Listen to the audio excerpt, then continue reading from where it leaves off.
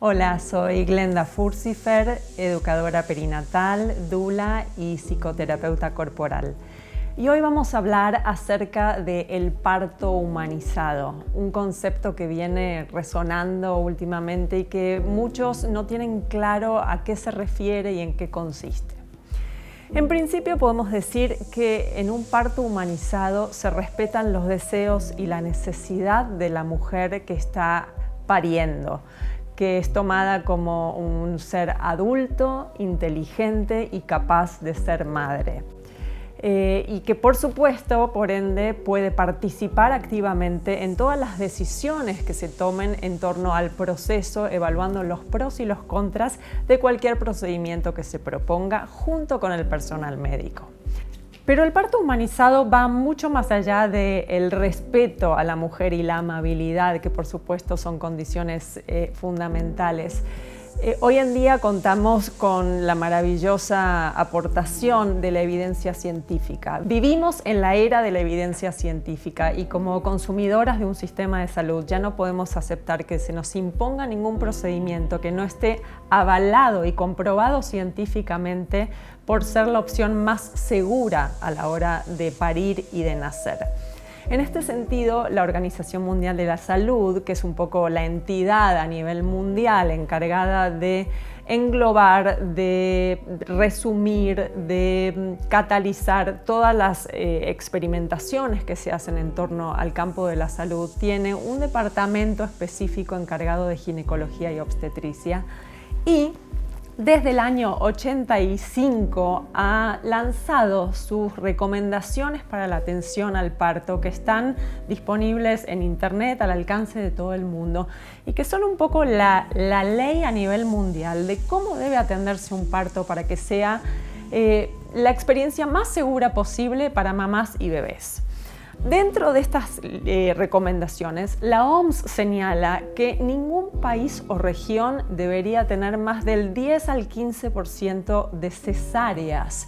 Esto es alarmante cuando vemos, por ejemplo, que en países como México hoy en día tenemos en los hospitales privados arriba de un 80-90% de cesárea y en los hospitales públicos cerca de un 50% de cesáreas.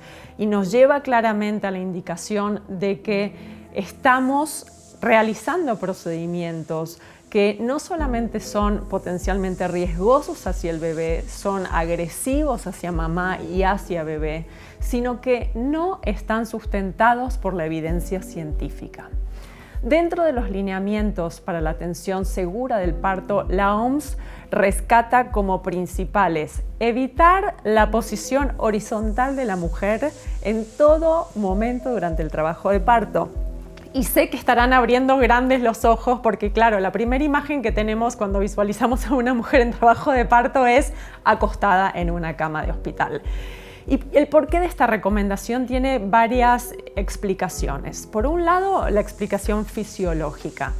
Por detrás de nuestra espalda, del lado derecho, pasan las venas cava y aorta, que son las encargadas de llevar sangre oxigenada a nuestro bebé durante el embarazo y el trabajo de parto.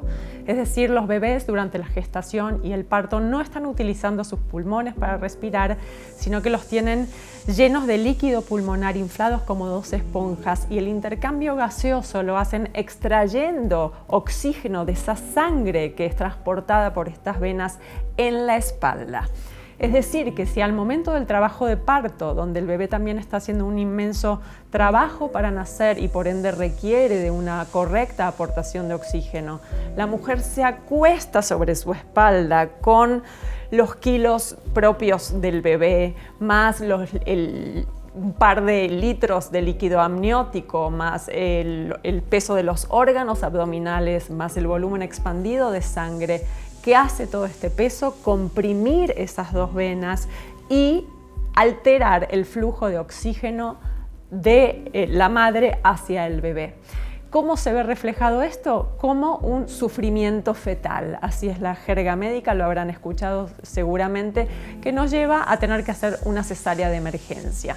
Y muchas veces decimos, bueno, gracias a Dios que existe la cesárea, por supuesto que sí. Lo que no se sabe es que si en primera instancia nunca hubieran hecho acostar a esa mujer sobre su espalda, pues nunca se hubiera producido el sufrimiento fetal y se hubiera evitado una cesárea. Entonces aquí es cuando hablamos de cesáreas médicamente necesarias, que son del 10 al 15% de los casos, como dice la OMS, y cesáreas médicamente innecesarias que lamentablemente abundan hoy en día. Y por esto es tan importante estar informadas, tomar decisiones informadas basadas en evidencia científica.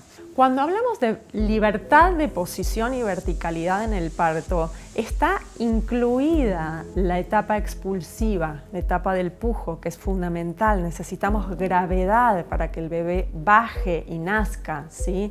Por ende, la mujer debe poder elegir libremente qué posición le acomoda más en el momento. No tienes por qué decidirlo desde antes, ya sea de pie, en 4 patas, en cuclillas, hincada, semisentada, como tu instinto te lo pida, ¿sí? Y la gente que atiende el parto debe estar al servicio de lo que sea cómodo para la mujer y no al revés.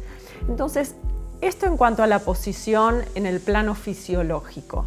Pero ¿qué pasa a nivel psicológico y emocional con una mujer que en estado totalmente vulnerable de trabajo de parto llega a una institución hospitalaria y lo primero que sucede es que la despojan de su vestimenta, entre paréntesis, de su identidad, se le pone el uniforme oficial de enferma, que es lo que usan la gente que está hospitalizada? Por lo general va a un hospital porque está enferma y hay que curarla y hay que sanarla, ¿sí? Y se la hace adoptar una posición completamente horizontal, y no solo horizontal, sino que la típica posición obstétrica que se usa en los partos es la de litotomía, que es acostada sobre la espalda con las piernas en alto y los genitales expuestos.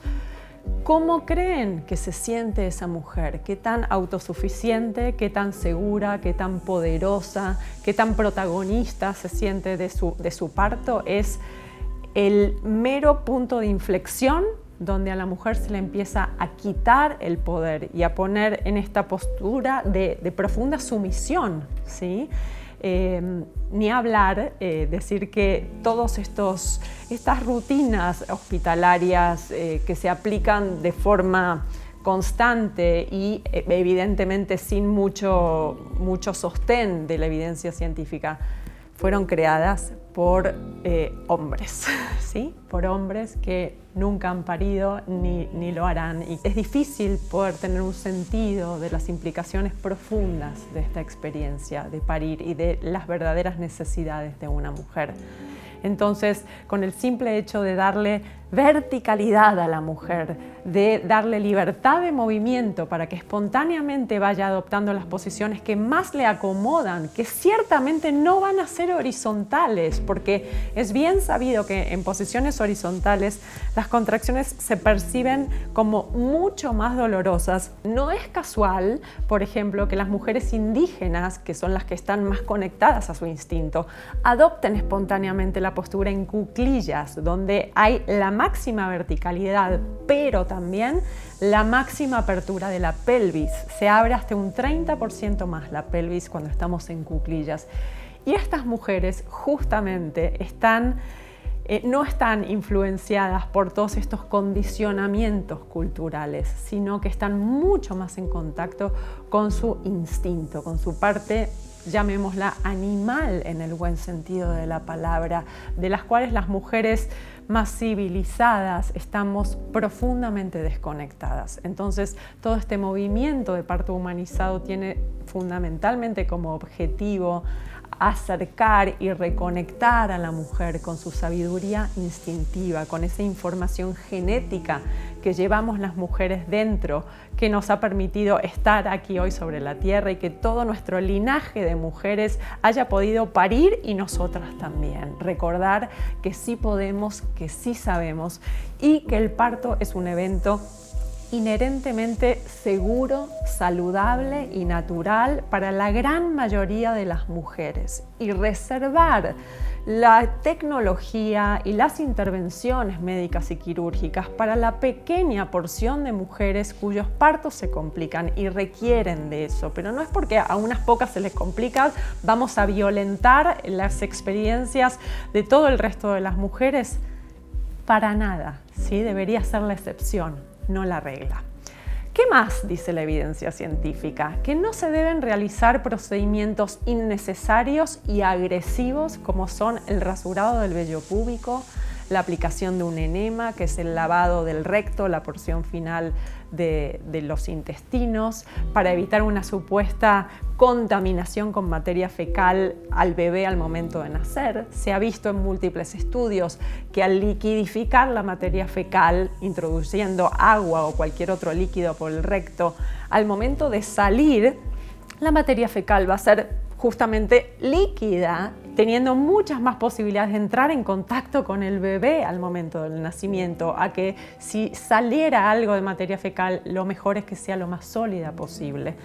Nuevamente es un acto sumamente intimidante para la mujer llegar vulnerable en trabajo de parto y que se le inserte una cánula por el ano y se le diga pero mantente relajada, está todo bien. O sea, es como ridículo si lo pensamos bien, ¿sí? Y rasurar la vellosidad púbica también es innecesario, ¿sí? Si la zona que puede llegar a desgarrarse y necesitar de sutura y por ende estar libre de vellosidades para que no interfieran es el periné, que es la zona muscular entre el ano y la vagina, que si eres mujer y te la ves con un espejo, carece de vellosidad. Entonces, dicen los científicos, ¿qué sentido tiene dejar los poros abiertos de toda la zona púbica en un medio lleno de infecciones como un hospital? Es abrir el campo a que todas las bacterias que están contenidas, aglomeradas en los hospitales, provoquen justamente una infección y nuevamente vulnerando la intimidad de la mujer. Entonces, estos son procedimientos totalmente innecesarios. ¿A qué otra cosa tienes derecho en un parto humanizado? A beber lo que quieras y a mantenerte alimentada. Sí, así como lo oyes. Yo sé que la mayoría de las mujeres dicen, no, pero si yo escuché que cuando entras al hospital tienes que estar en ayunas, porque claro, para estar en ayunas, esta costumbre de dejar a la gente en ayunas es un preparativo para una cirugía, ¿sí? Pero un parto no es un evento quirúrgico, de hecho ni siquiera se requiere que suceda en un quirófano, ¿sí? No se requiere un ambiente estéril para un parto. Abrimos nuestra visión que está como tan focalizada en nuestra pequeña sociedad y vemos el globo terráqueo. ¿Cuántas mujeres crees que dan a luz en ambientes hospitalarios estériles? Una pequeñísima porción, diría que somos una rara excepción, ¿sí? Las mujeres dan a luz en sus iglús, dan a luz en sus chozas, en los campos de arroz, en sus casas, la mayoría, en el metro, ¿por qué no? Si las agarra de imprevisto, en otras zonas, en sus lugares de trabajo. Y aún así lo sabemos hacer tan bien y es un acto tan seguro y tan natural que estamos sobrepoblados sobre la tierra. Si realmente no supiésemos cómo hacerlo, que es un poco el mensaje de la cultura patriarcal que se nos manda constantemente. Necesitas de la tecnología y necesitas que el médico casi lo haga por ti y esto es muy riesgoso y muy peligroso. Si eso fuese cierto, realmente no tendríamos el problema enorme de sobrepoblación que tenemos. Rescatar esto es bien importante. ¿Qué necesitas para trabajar? Hablamos de estar en un trabajo de parto, necesitas energía. ¿De dónde la vas a sacar si estás en ayunas? ¿Sí? Por eso es tan importante estar bien hidratada y bien alimentada durante todo el trabajo de parto. ¿Qué otro procedimiento es innecesario según la evidencia científica? La episiotomía, este famoso e inocente pequeño cortecito con tijeras en el periné a la hora de la coronación del bebé, es totalmente innecesario. Hoy en día la episiotomía es considerada una mutilación genital en muchos países, ¿sí?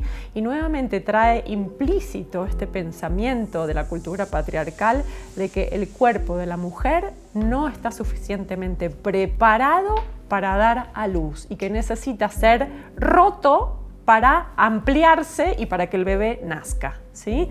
¿Qué dice la evidencia científica? que una episiotomía es técnicamente un desgarre quirúrgico. Entonces, este argumento que he escuchado de tantos médicos de te voy a hacer una episiotomía para que no te desgarres, se podría traducir a te voy a desgarrar para que te desgarres a mi manera y sea mucho más fácil, más rápido y más sencillo suturarlo en línea recta y yo me vaya antes a casa. Porque a medida que vamos profundizando, vamos a ver que la mayoría de los procedimientos que se aplican rutinariamente en la atención hospitalaria del parto tienen como última finalidad, ¿cuál crees? Acelerar el proceso para acabar antes. Time is money, ¿sí?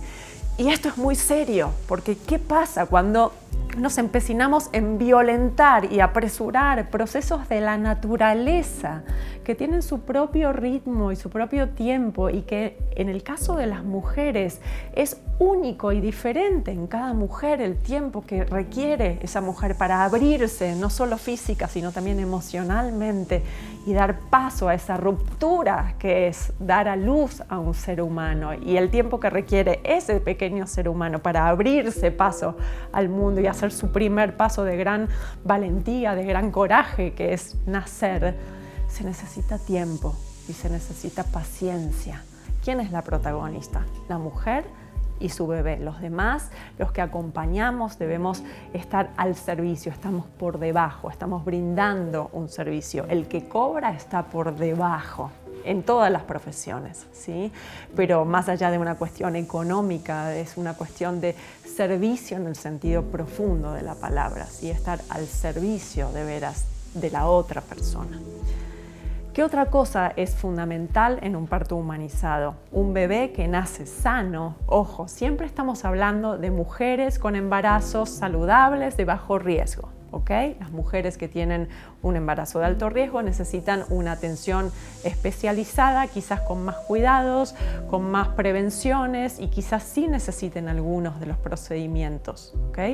Pero en el caso de una mujer sana de bajo riesgo que da a luz a un bebé sano, ese bebé debe ir inmediatamente a su vientre, a su pecho, ¿sí? Ese debe ser el primer lugar donde el bebé se aloje por múltiples razones, ¿sí? Primero por una cuestión de respeto, nuevamente, de respeto a ese ser que acaba de nacer y a ese momento trascendente de unión y de apego y de reconocimiento que está sucediendo para que se puedan tocar, se puedan ver, se puedan oler.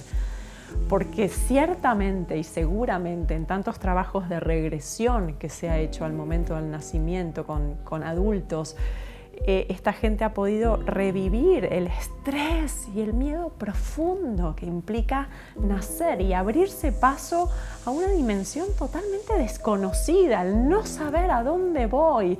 Lo único que ese bebé conoce es ese medio totalmente controlado, perfecto, balanceado del vientre materno, del líquido amniótico, de los sonidos, de los órganos de mamá, de su corazón latiendo, de su sangre bombeando, de su voz resonando distorsionada por el líquido amniótico, de la voz del papá, de una profunda oscuridad, de la falta de gravedad, del estar flotando como en un jacuzzi privado, ¿no? Entonces imagínense el miedo que debe generar el estar empujado por estas enormes fuerzas de las contracciones uterinas y el abrirse paso por un canal ciertamente estrecho, suficientemente elástico para dar paso al bebé, pero muy estrecho, y nacer a un medio totalmente nuevo, desconocido, donde hay luces en la mayoría de las salas de parto, luces tan fuertes que obviamente le impiden abrir sus ojos al bebé y reconocer dónde está y sobre todo reconocer el rostro de la madre, que lo puede reconocer perfectamente a 20 centímetros de distancia, que es la distancia del pecho a la cara de la madre, ¿sí? A un ambiente frío. En la mayoría de las salas de parto hay aire acondicionado por comodidad de los médicos y también para mantener bien las máquinas que están ahí, ¿sí? Un bebé nace, como decíamos, de un jacuzzi calentito, está a la temperatura corporal, 36, 37 grados.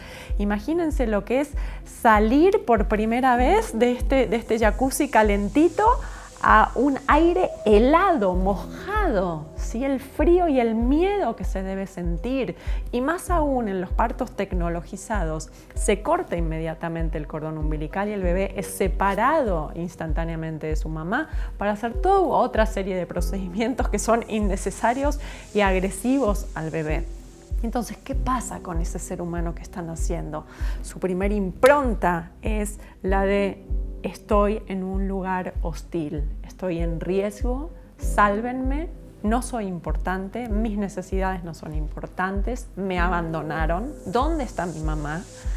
Y se sabe hoy en día en muchos estudios que se han hecho que estas 2 primeras horas después del nacimiento, desde el mero momento de nacer, son las más importantes en la vida de un ser humano, las que nos impregnan en nuestra psique, en nuestra emocionalidad y las que conforman nuestra identidad más profunda, ¿sí? Entonces, cuando vamos a nuevamente rescatar a un nacimiento humanizado, ¿sí? Y este bebé lo primero que conoce y con lo que entra en contacto es con el vientre cálido de su mamá, con su piel suave, caliente, con sus manos que lo acarician, con las voces de mamá y de papá que le hablan, que lo tranquilizan, que le dicen de alguna manera, más allá del significado literal de las palabras, estás a salvo, no estás solo, aquí estamos. Lo único que conoces que somos nosotros, aquí estamos para cuidarte. Eres bienvenido a existir. Va a ser esa la semilla que luego ese ser humano va a propagar en su vida y va a ser ese su motor. Por eso siempre digo que un nacimiento en paz es el inicio de un mundo en paz. Preguntarnos cuál es esa semilla que queremos implantar en nuestro hijo para que vaya sembrando a lo largo de su vida.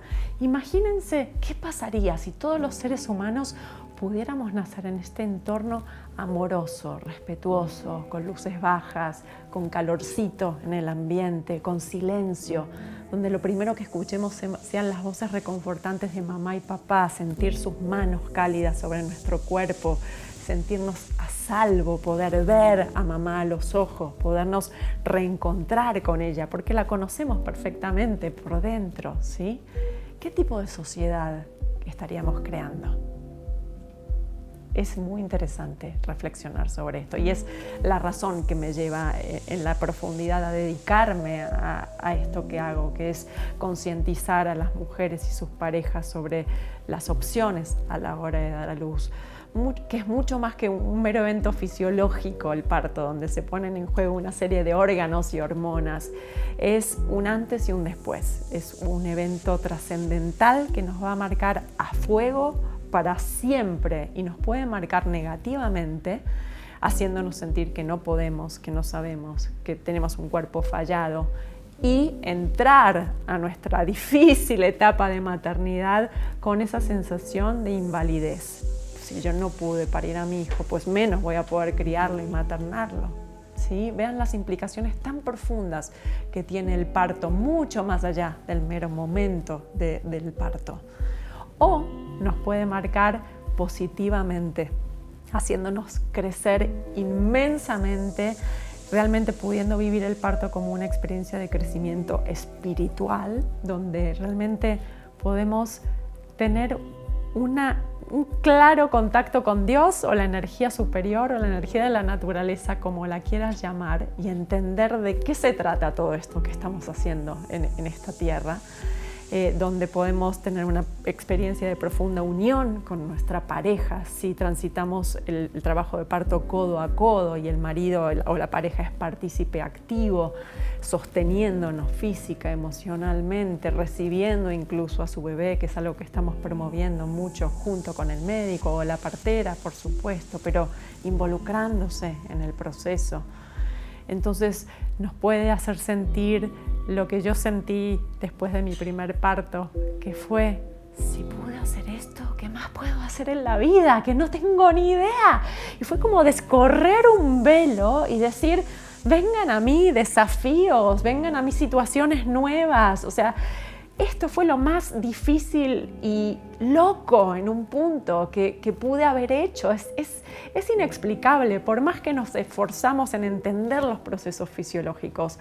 Hay algo que es del orden de lo milagroso en la concepción, la gestación y el nacimiento de un ser humano. Y entonces un parto humanizado nos conecta directamente con esa sensación trascendental, transformadora a todo nivel, que yo siempre digo que es como avanzar varias vidas en unas pocas horas. No solo no separar al bebé de su mamá esas 2 primeras horas, que la OMS dice que debería estar en contacto piel con piel ininterrumpido durante 2 horas, sino que después el bebé debería quedarse en alojamiento conjunto con sus padres si está en una institución hospitalaria. ¿Para qué? Para tener el pecho disponible, para instalar una correcta y exitosa lactancia y para seguir reforzando este proceso de apego, de reconocimiento mutuo, de poder nacer juntos como familia. Porque no solo están haciendo ese bebé, están haciendo un hombre como padre, están haciendo esa mujer como madre y están haciendo una familia, y para eso se requiere de intimidad, de espacio, de silencio, de privacidad, ¿sí? Y dejar de ver el parto como este evento trámite que tiene que ser rápido y limpio y estéril y despojado de emoción, y donde las mujeres tienen que portarse bien y calladitas, ¿sí? Porque dentro de este concepto de parto humanizado fomentamos a las mujeres a poder expresar libremente lo que sientan en todo momento, ya sea gimiendo, riendo, llorando, gritando, con cualquier expresión también corporal. El cuerpo va soltando, va expresando cosas. Es normal que haya vómitos, que haya lágrimas, que haya moco, que haya gases, que haya popó. El parto no es un evento limpio, estéril, es un evento animal. Entonces, darnos permiso a las mujeres de abrir y de soltar y expresar todo aquello que necesite soltarse para permitir esta apertura física y emocional y darle paso a nuestro hijo. Entonces no necesitas portarte bien, ni ser bonita, ni estar calladita en tu parto. Necesitas ser tú y estar en profundo contacto con tu instinto.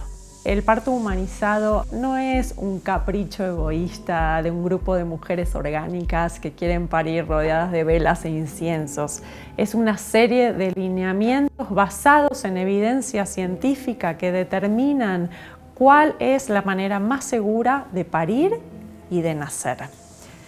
Y si toda esta tecnologización del parto que se está dando en los últimos años tiene que ver con esta falsa pretensión que tenemos los seres humanos civilizados de tener el control sobre todo, y queremos controlar a la naturaleza, ¿sí? Pero no solo la naturaleza exterior, como dice mi gran maestro Claudio Naranjo, sino también controlar y suprimir nuestra naturaleza interior, nuestra zona más animal, más instintiva. Estamos instalados en el cerebro racional, el cerebro lineal, y tenemos completamente adormecido el cerebro intuitivo, que es el cerebro mucho más sutil, el que tiene la verdadera sabiduría. Es curioso ver cómo, por un lado, la civilización moderna ha logrado enormes avances tecnológicos, pero por otro lado, y en igual proporción, se ha deshumanizado, y por eso este término de parto humanizado, ¿sí? Nos hemos anestesiado, tenemos miedo a sentir y tenemos que perderle miedo al miedo, ¿sí? Porque yo siempre digo que atravesar un parto anestesiada también es entrar en la maternidad anestesiada, y cuando anestesiamos el dolor, que a mí no me encanta llamarlo dolor a la hora del parto, sino intensidad o energía, para que no asociemos la sensación de las contracciones con un dolor cotidiano que requiere de sanarse, de curarse, porque el dolor en la vida cotidiana nos habla de que algo está funcionando mal y hay que atenderlo. El dolor, en todo caso, en el parto es más que nada una guía, ¿sí? Para ir adoptando las mejores posiciones, para ir a nuestro refugio seguro, para meternos en el proceso. ¿Qué pasa cuando anestesiamos el dolor? También anestesiamos el placer, anestesiamos la conciencia de ese momento sagrado y trascendente, ¿sí? Y luego, pues seguimos por la vida viviendo anestesiados, sin sentir, con esta falsa sensación de tener todo bajo control. Me parece que es bueno preguntarnos cómo queremos vivir y de esa manera ver cómo queremos parir. La forma de parir incide en la forma de vivir. No hay una sin la otra, ¿no? Y también, ¿por qué no?, cómo queremos morir, ¿sí? Aunque a veces nos cuesta hablar de esto y todos nos vamos a morir. El nacimiento y la muerte son las dos caras de la misma moneda y sí es importante el permitirnos morir a muchos aspectos de nosotras mismas, conocidos por nosotras hasta el momento de dar a luz, para nacer como madres, para esa transformación interna que ocurre. Respetar este posparto, el puerperio, este periodo sagrado que en tantas culturas es realmente atesorado. Las mujeres son nutridas por las mujeres de la comunidad, se le hacen masajes, se le cocina comida especial. Es acompañar a la mujer en este rito de iniciación, en este nacimiento como madre, y que en estas culturas modernas en las que vivimos, tecnologizadas, también se ha perdido el respeto y un poco la demanda de la sociedad a las mujeres es, pues ya diste a luz, ¿cuándo te calzas tus jeans de antes? ¿Cuándo regresas a trabajar? ¿Y el próximo hijo para cuándo? Falta que te pregunten, ¿y para cuándo te divorcias? ¿No? Entonces, darle tiempo a los procesos. Hay un momento para cada cosa en la vida, ¿sí? Y por ahí alguna vez escuché que un médico le dijo a una mujer, ay, pues, ¿a quién se le ocurriría ir al dentista que le saquen una muela sin anestesiarse? ¿Qué necesidad tienes de sufrir en el siglo XXI el dolor en el parto? Qué triste, ¿no? Qué triste comparar un procedimiento quirúrgico de extracción de una muela con el nacimiento de un ser humano. Ahí es donde vemos cómo se ha perdido esta implicación profunda que tiene el parir y el nacer. Rescato esta frase maravillosa del Dalai Lama que dice, para avanzar como civilización no necesitamos seres más inteligentes, necesitamos seres más amorosos. Ojalá podamos parir y nacer con amor, con conciencia, con respeto y con humanidad. Muchas gracias.